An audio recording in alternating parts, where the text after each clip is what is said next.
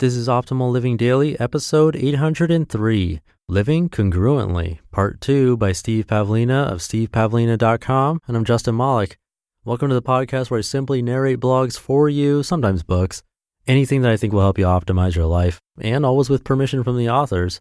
Today's author being Steve Pavlina, and this is part 2 of 2, so if you're new here, definitely check out yesterday's episode first. And before we get to it, do you have a ton of emails backed up?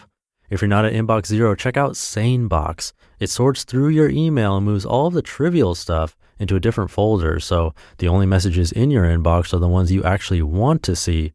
Get a free 14-day trial by visiting sanebox.com/old. That's sanebox.com/OLD. So let's get right to part 2 and continue optimizing your life. Living Congruently, Part 2 by Steve Pavlina of stevepavlina.com. If you violate a universal principle, it negatively impacts all areas of your life. If you follow a universal principle, it positively impacts all areas of your life. Universal principles don't compartmentalize. So the key then is figuring out these universal principles and aligning your thoughts and actions with them. This is how you achieve congruence between all the different parts of your life. So what are the universal principles? Stephen Covey claims that the 7 habits of highly effective people are based on universal principles. I tend to agree, and it's a good place to start. But I think all of these principles can be reduced to just one: to love. Not the passive, squishy, emotional feeling of love, but to love, the action verb. To love your body translates into proper diet and exercise. To love your mind equates with learning. To love others is service. To love your work is to do it passionately and enthusiastically. To love your feelings means to respect and honor the messages they send you. This verb translates into different specific actions for each area, but the underlying principle is the same.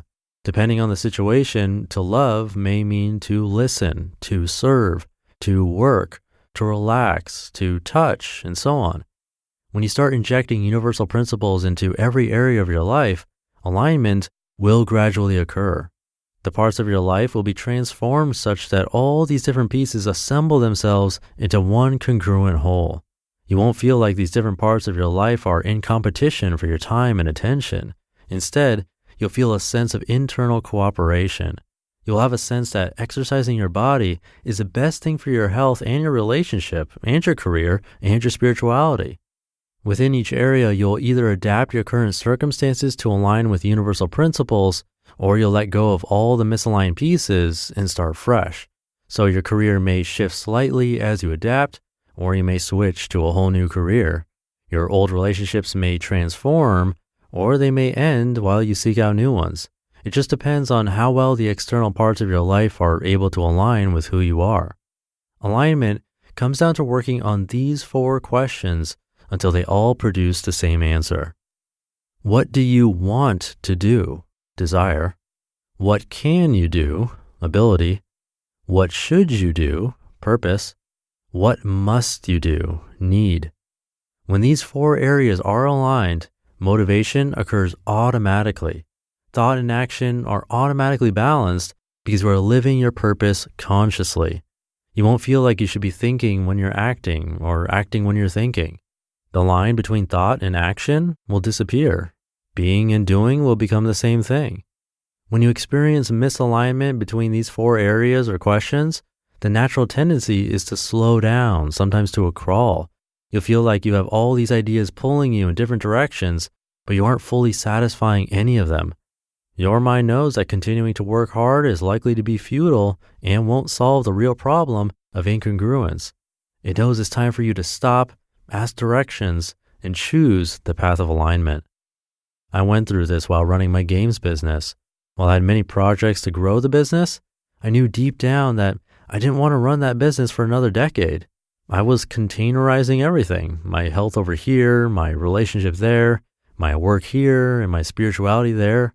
Each part of my life felt like it had its own set of rules. Eventually, I started questioning whether this was the best way to live. Are we supposed to live like a collection of parts or as an integrated whole? I wondered whether it'd be possible to live in such a way where there was only one set of rules governing all areas, essentially meaning that I followed my deepest spiritual beliefs in all matters. This line of questioning led me to discover just how it might be possible for all these different parts of my life to become a single, integrated whole. This would mean that my business and my conscience and my interpersonal relationships were all one. There'd be no sense of separation. In order to go through this process, I had to transform certain parts of my life while totally shifting others. I tried to transform my career initially from within, but the disconnect was big enough that it required a more dramatic shift. Other parts of my life were able to adapt more flexibly. The main reason for my shift away from my games business was that it wasn't a strong enough outlet for service for me. I think that given enough time, the original business could have been shifted, but that wasn't the best route for me to take. It was faster and simpler to build a new business from scratch with the goal of congruence in mind than to try to refactor the existing business. I must say that this push for congruence in all areas turned out beautifully.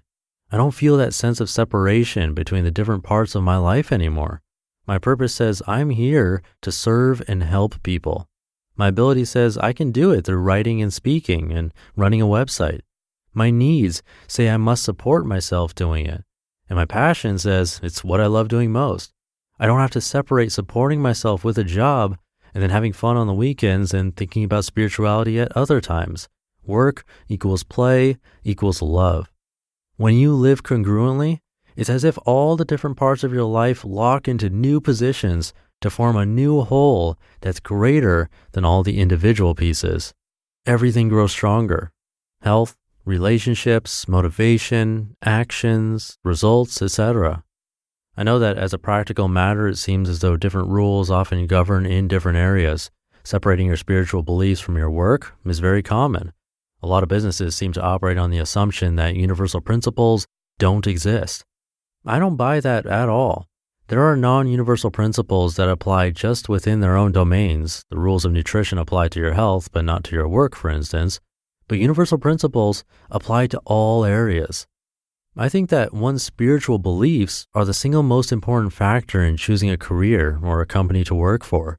If you have a deeply held belief that you hold sacred, you cannot violate it in any area of your life without suffering the consequences in all areas. You must be true to your inner self at all times. That's the only way to be congruent and to live as a whole person instead of merely as a bag of competing parts. When you live congruently, a quantum leap will occur in each of these four areas. Desire becomes passion. Purpose becomes mission. Need becomes abundance. Ability becomes talent. And it becomes almost ridiculously easy to achieve fulfillment in every area then, because all the parts are working together in the same direction. You just listened to part 2 of the post titled Living Congruently by Steve Pavlina of stevepavlina.com. And once again, this episode was brought to you by SaneBox. Organizing your email inbox is not easy, and if you feel like you can't keep up, check out sanebox.com/old. SaneBox will get rid of all of the junk so you can focus on messages that truly matter.